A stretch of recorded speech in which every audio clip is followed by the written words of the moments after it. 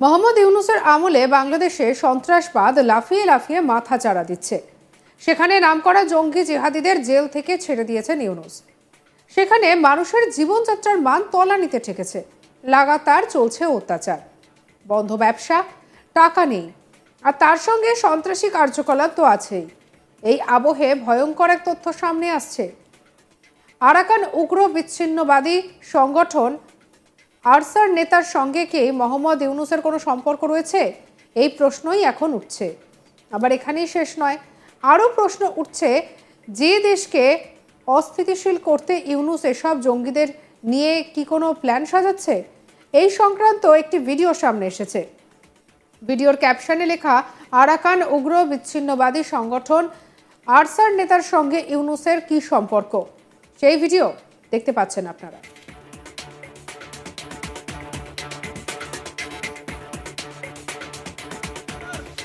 বেশি তেহেদিল সাথে শুকরিয়া আদা করি আল্লাহ বলি হলে অনারা আর বেসারা আর মজলুম রোহিঙ্গা কওমের মুস্তাকবাল আল্লাহ বলি ওরা ফিকির করি ওরা হামদরদ দাত আল্লাহ আর অনারা আর রোহিঙ্গা কওমের মসলাতে মুস্তাকবালরে জলদি তাহাজ্জুদ করি ওরা মসলারে আসানি সাথে হল করে দিবা বলি আশা করি আল্লাহ তাআলা ওনারে তৌফিক দেন। অন্যদিকে আমেরিকা বাংলাদেশের জামাতকে জঙ্গি ঘোষণা করতে বলেছে। সেই সংক্রান্ত একটি আর্টিকেল সামনে আসে, তাও আবার এই আর্টিকেল বাংলাদেশ থেকে অ্যাক্সেস করা যাচ্ছে না। যে আর্টিকেলে বলা হয়েছে, বাংলাদেশের জামাতে ইসলামী বিদেশি সন্ত্রাসী সংগঠন হিসেবে চিহ্নিত করুন। এই নিয়ে কি বলছেন বাংলাদেশের বিশিষ্ট সাংবাদিক শরীফ শাহাবুদ্দিন, শোনাবো। এই মুহূর্তে দাঁড়িয়ে খুব গুরুত্বপূর্ণ একটা আর্টিকেল সামনে এসেছে, যে আর্টিকেল আপনাদের জন্য আমরা দেখাবো। যে আর্টিকেলে কিন্তু পরিষ্কার উল্লেখ করা হচ্ছে যে জামাত কিভাবে এই বাংলাদেশকে ধ্বংস করার চেষ্টা করেছে তার পুরো বিবৃতি দেওয়া আছে, এবং খুব সুকৌশলে জামাতের মতন যা গোষ্ঠী রয়েছে তাকে কিন্তু জঙ্গি ঘোষণা করার কথা বলা হচ্ছে। তাহলে কোথাও গিয়ে কি ভারতের বিরোধিতা করাই বাংলাদেশের জন্য কাল হলো? আপনার কি মত? হ্যাঁ, একদম ঠিক বলছেন না, যে জামাত হচ্ছে একটা জঙ্গি জিহাদি সংগঠন। এটার ইতিহাস দেখলে আমরা বুঝতে পাই যে এটার জন্মলগ্ন থেকেই, সেই পাকিস্তান সৃষ্টির আগেই এটা পাকিস্তানের বিরোধিতা করছে। তারপরে ইয়ার ইসলামিক পার্টির কথা বললেও তারা আসলে ইসলাম বিরোধী সন্ত্রাসী কার্যকলাপে ওরা লিপ্ত সব সময়। এবং আপনি দেখুন যে 69-এর গণ অভ্যুত্থান, 70-এর নির্বাচন, 71-এর যে মুক্তিযুদ্ধ, এগুলো হচ্ছে হিস্টোরিক ইভেন্টস। এগুলা প্রত্যেকটা ইভেন্ট তারা ইগনোর করে, তারা তাদের ওয়েতে, তারা মানুষের কথা কিন্তু চিন্তা করেনি। তারা শুধু চিন্তা করে তাদের জিহাদের কথা, তাদের ওই ইসলাম, যে ইসলাম শুধু মানুষকে হত্যা করে। ওই এমন একটা ডক্ট্রিন তাদের মাথায়, যে এই সন্ত্রাসী, এইটা ইরেজ করা গেল না, ওরা নিজেরাও করলো না, বা পরিস্থিতি পরিবেশ দেখো ওরা শিখলো না। ওরা আজও সেটা এই শতবর্ষ ধরে এরা কিন্তু চালিয়ে যাচ্ছে ওই একই জিনিস।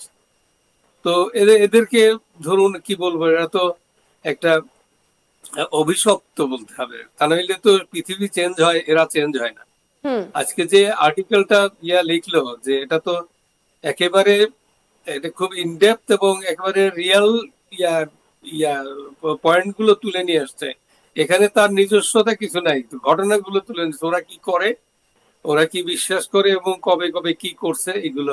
স্যার, আপনাকে একটু থামাবো, তার কারণ সেই যে আর্টিকেল এই মুহূর্তে কিন্তু বাংলাদেশ থেকে অ্যাক্সেস করা যাচ্ছে না। সেই আর্টিকেলও আমি আমার সমস্ত ভিউয়ারদেরকে দেখাবো, যেখানে কিন্তু প্রত্যেকটা বিষয়ে উল্লেখ করা হয়েছে।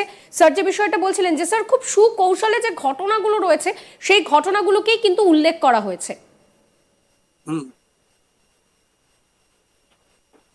যে আগস্টে 5ই আগস্ট যে ঘটনা ঘটলো, হ্যাঁ, সেই ঘটনাগুলোই এখানে উল্লেখ করা হয়েছে। এবং তারপর যেটা কিন্তু গুরুত্বপূর্ণ, যে সেখানে জামাতকে কিন্তু খুব বড়ভাবে জঙ্গি ঘোষণা করার কথাও বলা হচ্ছে। সেই আর্টিকেল দেখাচ্ছি আমরা এই মুহূর্তে।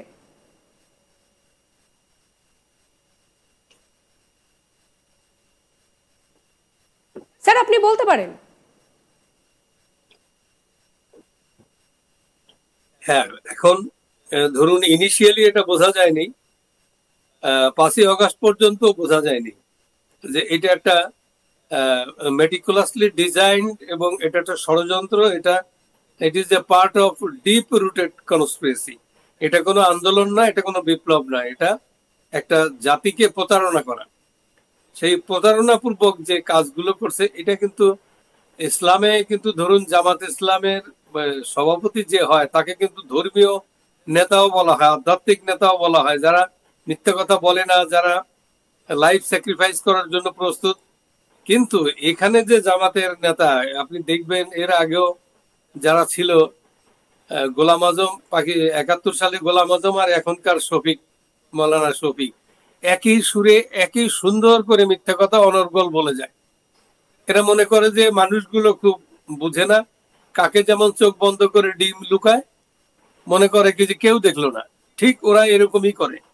এই মিথ্যের উপরে বেস করে হত্যার রাজনীতি এটা কোনো অবস্থাতেই চলে না, চলবে না। কিন্তু কিছু সময়ের জন্য মানুষকে, সাধারণ মানুষকে, যারা শান্তিপ্রিয় মানুষের উপরে একটা খড়গ হয়ে এরা দেখা দেয়, একটা সুন্দর পরিবেশ, একটা সুন্দর জীবন ব্যবস্থাকে ধ্বংস করে দেয়। আপনি তো দেখলেন 5ই অগস্টের পরে বাংলাদেশে কি হচ্ছে।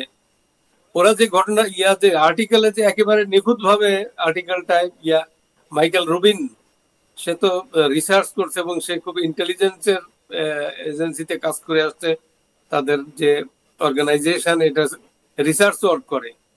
এরা তো কারো মুখের কথায় জাতিসংঘ যেমন শিবিরের ওরা ড্রাফট করে দিল, জাতিসংঘের একটা লোক সে ওটাকে ছেড়ে দিল যে এটা জাতিসংঘের রিপোর্ট, এরকম না। এই রিপোর্টটা একদম পারফেক্ট, এটা যে কোনো by any standard it is a perfect, correct and in depth report. তো এটা আমি পড়ছি এই রিপোর্টটা। তো এখানে পুরো ঘটনা বর্ণনা করা হয়েছে। এরপরে এই রিপোর্ট দেখার পরেও যদি মানুষ না বুঝে যে কি হচ্ছে, পৃথিবীর মানুষ বাংলাদেশ সম্পর্কে কি চিন্তা করছে, এটা যদি না বোঝে তাহলে এটা দুর্ভাগ্যজনক, এটা কিছুই করার নাই এখন। তবে এই সবকিছুর মধ্যে যে ভিডিওটি সামনে এসেছে তা রীতিমতো চাঞ্চল্যের সৃষ্টি করেছে। এই ভিডিওর ক্যাপশনে লেখা, আরাকান উগ্র বিচ্ছিন্নবাদী সংগঠন আরসার নেতার সঙ্গে ইউনূসের ঠিক কী সম্পর্ক সেই বিষয় নিয়ে। অন্যদিকে আমেরিকা বাংলাদেশের জামাতকে জঙ্গি ঘোষণা করতে বলেছে, সেই সংক্রান্ত একটি আর্টিকেলও সামনে আসে। সঙ্গে রাখুন আজ তাক বাংলার ইউটিউব চ্যানেলকে। অন্যান্য খবরের জন্য লাইক করুন, শেয়ার করুন, সাবস্ক্রাইব করুন, হোয়াটসঅ্যাপে ফলো করতে ভুলবেন না।